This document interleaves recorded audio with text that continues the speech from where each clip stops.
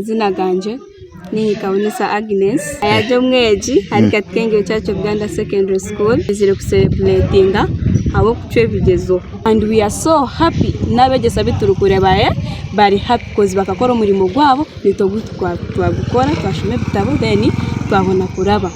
Then nyowe nkanye ndasima venerable witu abo ku facilitating Katikenge Church of Uganda Secondary School ebyezo nabirabireje and shemerirwe kandi ndi planninga if things go well funds zabaska ndio kuzamu A-level combination BCM kwega medicine and surgery na Singwe Robert obasize ku scoring the first position in the whole class changu kusinge class ya nchende shitangui kandi walangu na wa foundation primary child avuga mangitompo bikabya yanje tulesha shulira kuga mu P5 bande mabanteka ara kabasali kushangu na kole chimchema amani nkechi chimpe amani konka muri byone chimbasize no kushanga ngo abaze banje no bari mibyo kunyamba but I got people who can help me most of vulnerable referent captain Wilson ato wakanyemereraho kandi ndishuwa ngo kuzamusi 5 kuza gukora PM physics and math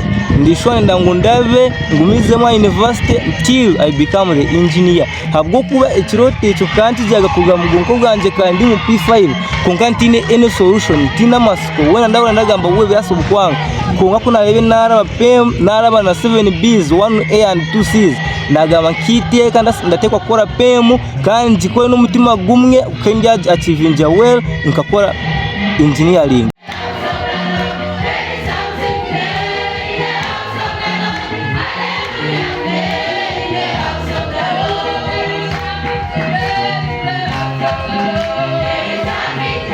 Thank you for the staff of Katikenge SS.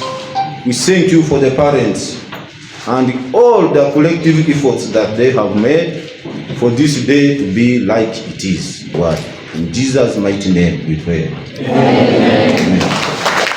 I am Saturday Enoth, the teacher of Katikenge Church of Uganda Secondary School. We want to thank the Lord. Our learners have really succeeded. According to the results that we have already obtained, we can see a learner called Singwe Robert with the 1A, 7Bs and 2 C's. That's a very excellent performance, especially in this rural area. We can see a girl here called Ajuna Janat with 5 B's and 5 C's. We can see another girl, Assumpta Heleni, with 6 B's and 4 C's. We can see a girl called Kabonesa Agnes with the 2 A's, 1 B and 7 C's. We have Tuenomutisha Joshua with 5 B's and 5 C's. We have Kusemererwa Rebecca, 1 A, 4 B's and 5 C's. We see a girl called Nadine Francine with 2 A's, 1 B and 7 C's. We see a girl called Murungi Doreen with 5 B's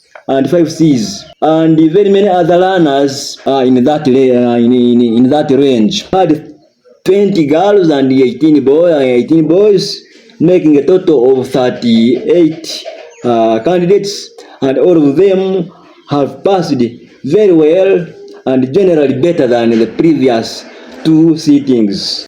Amazina ninye Ajina Janati ranjemerirwe munonga habwo kinahika herizo hari nyumwazo kuna amazire kusikayo exams zanje nawurira we n'amasanyu ganyifire nayiruka muka kuronda mama na shangatariyo kuyayijire mu mwazo bamara kumugambira nawe yashemerirwe na captain nashemerirwe kare ruhanga yankorire cyamani ndasima n'abazire banje tibashishire school fees zabo nandikwebuza mukamanka sazine bigezo nabigwa ndenda kuturukota mama ndamugambira ngwe nshinga kashashira school fees cyonka hati ruhanga yankorire cyamani bangambira ngo nyine nabiro wa kabiri ndaho class ngwe nishemerirwe munonga kandi ndi kuwishinga ngo in my A-level twale BCM bokusima ruhanga no kujaguza abo businguzi ruhanga atwikizeho abo abana beitu Katikenge Church of Uganda Secondary School okora kurungi kandi mukimanya kurungi babeli nko kwigamba omukyebiragire suri 11 orukara rwe 11 ngo obundi bankukonyire otalinyebwa obundi bankukonyire otalinyebwa obwa ruhanga itwe dini ekintu ky'obwa Ruhanga tukiteeka amaani muno abaana bano tubekambisa kurango baba omumwoyo ogw'okutiina Mukama. Omuntu bw'atiina Mukama ateekamu respect omuntu mugenzi we, abegesa, abebembeza abakuru kandi n'abaana bagenzi be akwayinemu omutima gwa Ruhanga.